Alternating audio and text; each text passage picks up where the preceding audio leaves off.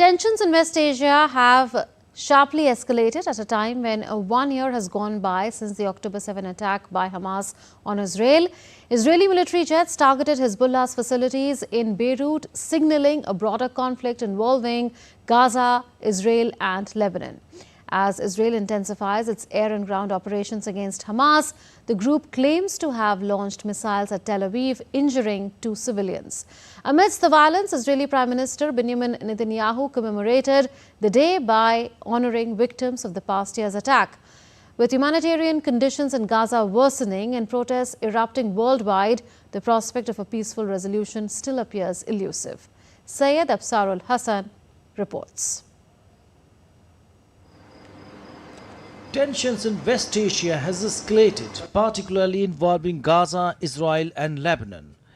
Israeli military fighter jets struck targets in Beirut belonging to Hezbollah's intelligence headquarters and weapons storage facilities on the anniversary of the Hamas October 7 attack.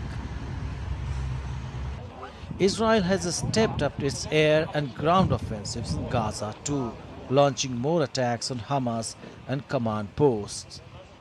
For its part, Hamas claims it has struck Israel's commercial capital, Tel Aviv, with a missile salvo, setting off sirens in central Israel. 2 people were lightly injured, according to the Israeli ambulance services. On the October 7 anniversary, Netanyahu visited Jerusalem's Iron Sword Monument along with Jerusalem's mayor Moshe Leon.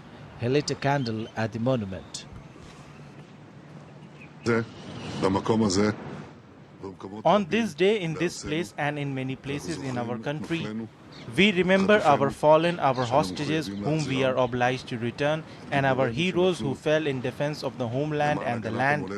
We went through a terrible massacre a year ago and we stood up as a people, as lions, a people that rises like a lioness. Israelis across the country blared sirens and took a minute to stand in silence on Monday to mark the beginning of a Hamas-led attack on Israelis' border communities a year ago. UK Prime Minister Keir Starmer called for diplomacy and an immediate ceasefire. The 7th of October was the bloodiest day for the Jewish people since the Holocaust. I utterly condemn the terrorist actions of Hamas.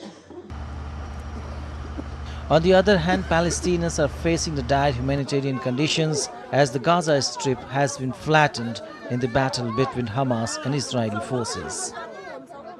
Protests and demonstrations supporting both Palestinians and Israelis are taking place globally, highlighting the international community's divided opinion on the conflict.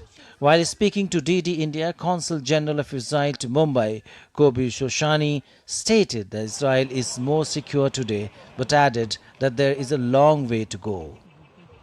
Definitely, but afterwards, Israel showed to the world and to herself that we are willing to fight, we are willing to pay the price, but we will bring security to the state of Israel and to the citizen.